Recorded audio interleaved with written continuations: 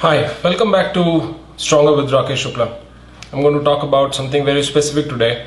There is a lady from Kuwait who's written about the talk that I had about loneliness and meditation, and she says that she lost her husband some years back.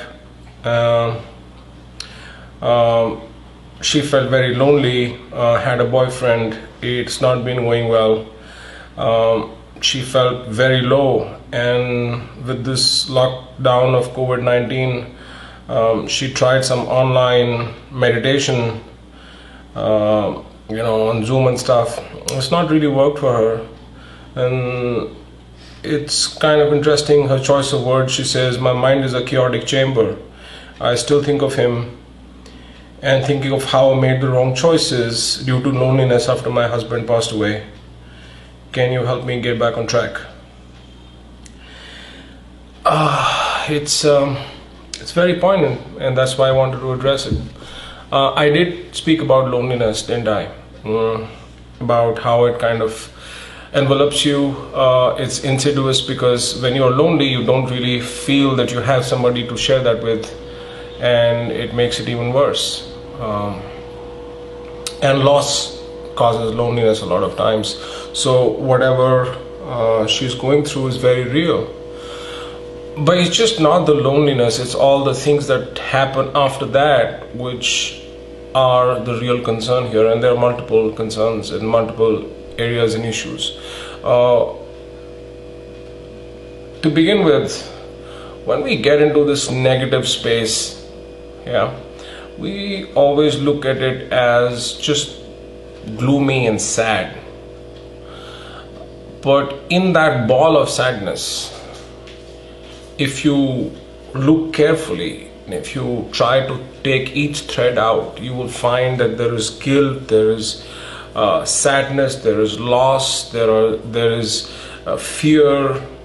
There are all different kind of emotions, pretty much all negative, and they are all jumbled together, and we just feel sad. And the reason we actually never spend time with those emotions individually is because A, we have not learned to identify those emotions individually, and B, we are conditioned to just look away from negativity. The world has been telling you to be happy and to look positive so long, you think there's something seriously wrong with you if you feel like that. So you just think of it as just sadness, just this negative energy, and I dislike that word a lot, because the fact is that that negativity or that negative energy has been the most positive thing in my life.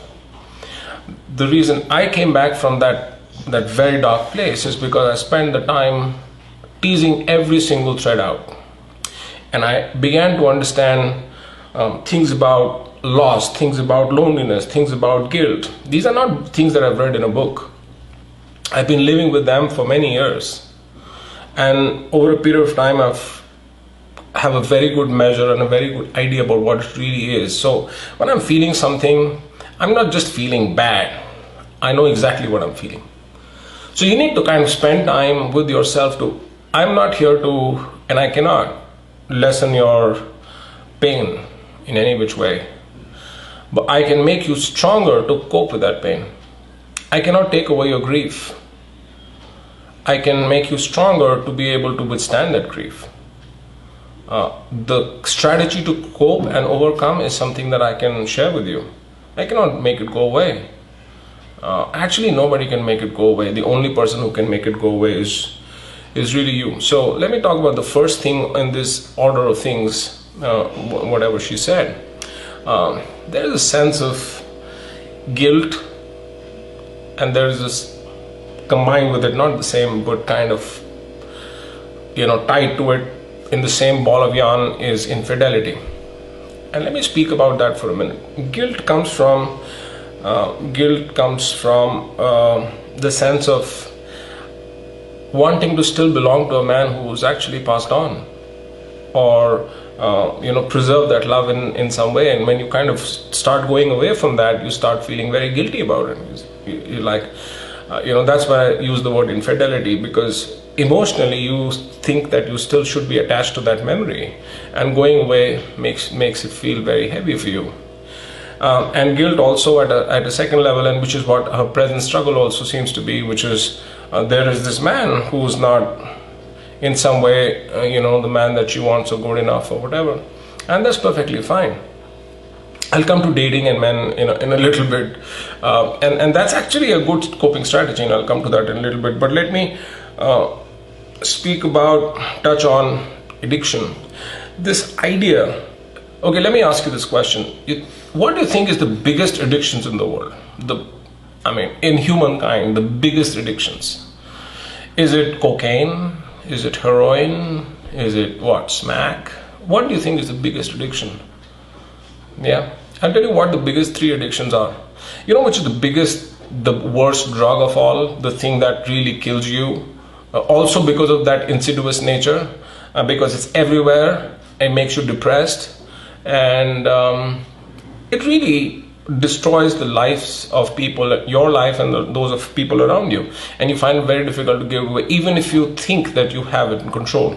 Alcohol is the number one drug, the worst kind of addiction, and the most pervasive.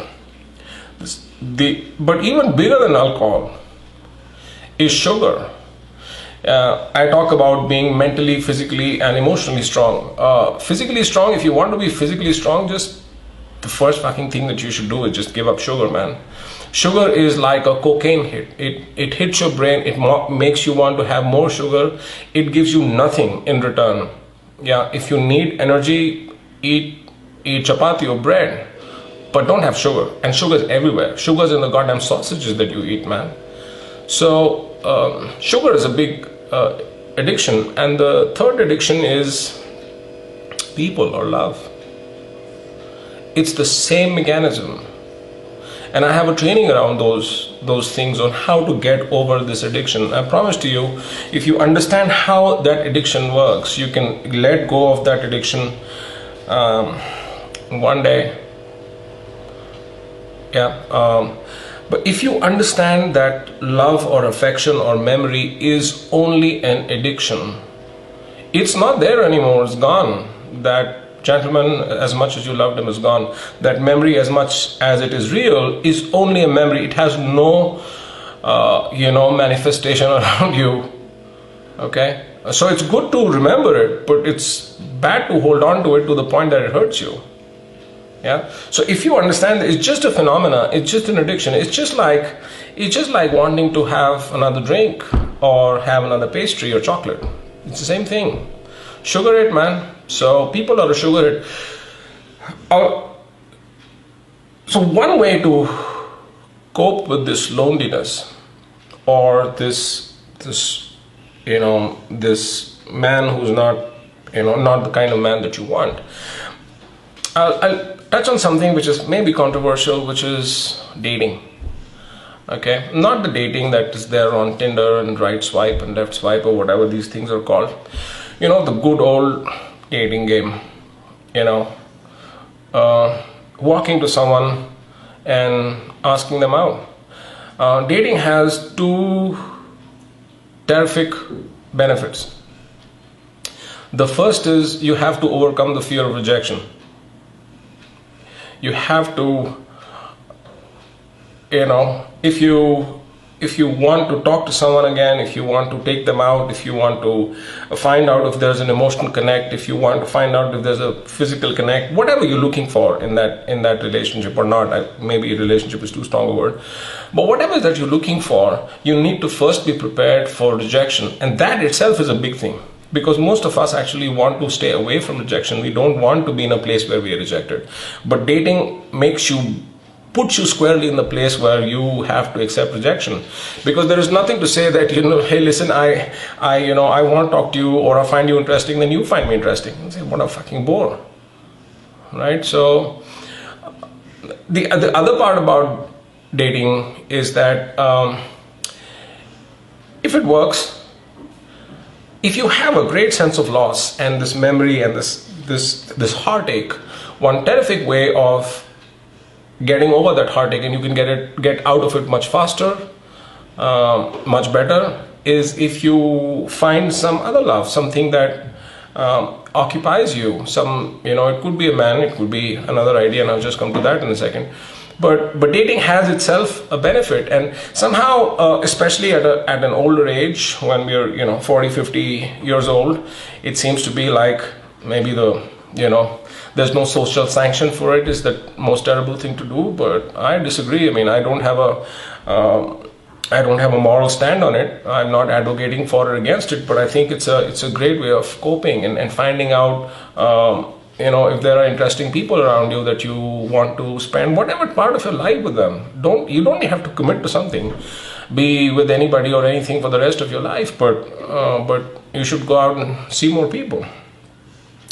The other thing that you mentioned is meditation, and I tell you, man, that's the biggest bogey of them all. It's the biggest bullshit I hear. And now it's kind of interesting. Like I said, I'm sweating right now. My blood pressure is today 170 plus. Okay, I'm not kidding. It's 170 over 90, 95 right now. And I've had this problem forever. I'm an excitable character. I'm aggressive. And people have been telling me for the longest time, you should meditate. I'm like, the fuck you know how to meditate, man? I mean, have you meditated? You think that closing a room and focusing on this side of that, there's so much psychobabble. This is the kind of meditations, these are the kind of techniques you put, cross-legged, you sit like that, you focus on this, you focus on that, you don't focus on anything, you put your legs on your head. I mean, what kind of bullshit is that? Okay, those are all great techniques provided you've reached somewhere. Okay, if you get to the point, like physical fitness, if you get to a point where I got to a point where I can lift my own body weight, 85 kgs can lift 85 kgs. After that, every single kg is a struggle. Now I need to find the better technique, that extra thing that I need to get ahead. But till that point of time, focusing on, what kind of shoes will I wear, what kind of t-shirt will I wear, what kind of bullshit is that? Just start doing something. And I'll tell you what, meditation is not that it has no merit, and I do meditate. And I've said that before. But instead of focusing on meditation, focus on a meditative state. And I'll tell you the difference. When I lift weights, 100, 140 kg is not going to lift itself, okay? You have to build a relationship. You sit there and watch it, and you're very, very calm. At that time, there's nothing in my head, nothing at all. You see a boxer go into a ring, okay? You see a Mike Tyson fight, okay? I love watching boxing. It's something that I want to kind of start doing back again, kind of maybe semi-professionally. There is great merit in getting hit and hitting someone, but that guy is in his own zone. You'll see that the other guy is always talking and they're like with it and they're waving to the crowd, and this guy is in his own zone. You see a sprinter before a sprint, they're in their own zone. That's a meditative state. Now, it's not important for you to lift weights or hit someone or fight someone to be in a meditative state, but you could be in a meditative state doing anything that you love. Think of from your childhood. I said that before. I mean, you can be baking cakes, man, and it puts you in that place where there's nothing except you and what you're doing. If you can reach that state, if you can find something, and if you just look at your own life, you'll find at least 5 things that put you in that place. Just start doing one of them. And when you get very good at it, start doing it at a larger scale, start doing it more, pick up another one. Yeah. I don't need to meditate. I lift weights for an hour, or practice lifting weights for an hour, and that's it. Okay. So don't get caught up in this psychobabble about what is the right kind of technique, what is the kind of thing that you should do.